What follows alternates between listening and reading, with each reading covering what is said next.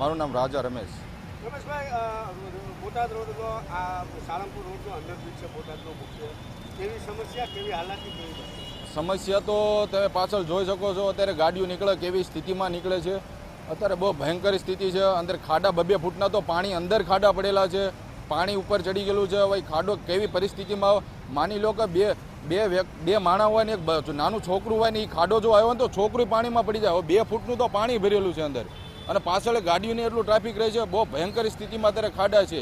વાત કરવા જોઈએ તો અહીંયા પેન્ટિંગનું કામ ચાલુ છે. અત્યારે લાખો રૂપિયાનો સરકાર ખર્ચો કરીને આ પેન્ટિંગ જો કરે છે ને, અત્યારે લાખો રૂપિયાનો ખર્ચો કરીને સરકાર પેન્ટિંગ કરે છે ને ખરેખર આ પેન્ટિંગની જરૂર નથી. અત્યારે બોટાદની પબ્લિકને એક જ જરૂર છે કે આ ખાડા બુરો, એટલે ખાડા બુરા એટલે આ લોકોના રાહતના સમાચાર કહેવાય. ખાડા બુરો આનું એક આ રસ્તો A to Z સરકારી તમામ કર્મચારી, જેટલા બી કર્મચારી હોય સરકારી તમામ કર્મચારી આ રસ્તાનો ઉપયોગ લે છે.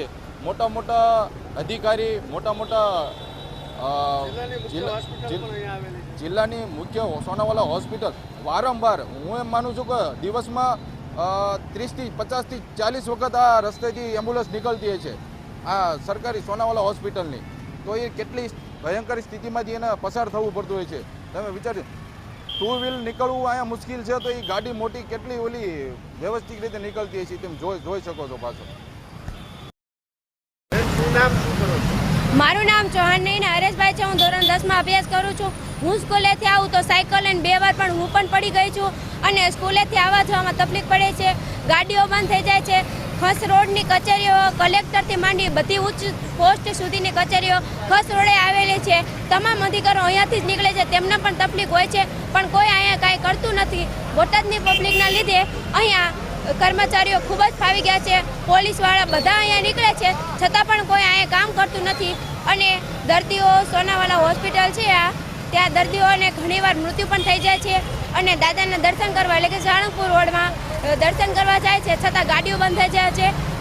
અડધી ગાડી ડૂબાઈ જાય છે, છતાં પણ અહીંયા કોઈ સમારકામ કરતું નથી. અને અમારી માંગ એટલી જ છે કે આ બધું સારું થઈ જાય. ખાડા ખાબોચિયા અને ભૂવા પડ્યા છે ને તે બધું સારું થઈ જાય, બસ એટલી જ અમારી માંગ છે. મારું નામ ચૌહાણ હરેશભાઈ.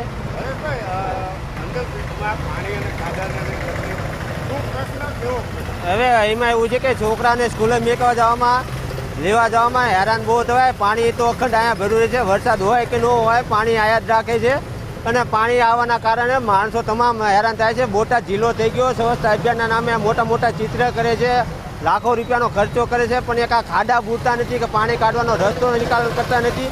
બોટાદનો મેન કચેરી બધી ખસ રોડ ઉપર આવેલી છે, અને તમામ અધિકારી અહીંથી નીકળે છે, છતાં કોઈ આ અધિકારીઓ આનું ધ્યાન દેતા નથી, ધ્યાન દોરતા નથી. બધા પબ્લિકે હેરાન થાય છે, અધિકારી હેરાન થાય, છતાં કોઈ સરકારને આનો કોઈ રસ નથી. અંડરબ્રિજ કરીને માણસો બોટાદની પબ્લિકને હેરાન કરવાનો એક આ બ્રિજ જ બનાવેલો છે, અંડરબ્રિજ સાળંગપુર રોડ. અને સાળંગપુર દર્શન કરવા જવા માટે તે બહારથી જે માણસો આવે છે પર્યટકો, એ પણ હેરાન થાય છે, કેમ કે રાત્રિના સમયે તો ફૂલ આખો ભરેલો હોય છે. 3 ફૂટ પાણી ભર્યું હોય છે. ગાડીવાળા કોઈ અહીંથી નીકળી નથી શકતા, હાલી નથી શકતા. એટલે અમારી તો એ જ માંગ છે, એક તો પહેલાં પાણી બંધ થાય અને અહીંયા આવવાનું, અને આ ખાડા રસ્તા સારા થાય તો માણસોને હેરાન થતા બંધ થાય. સરકાર કને અમારી એ જ માંગ છે કે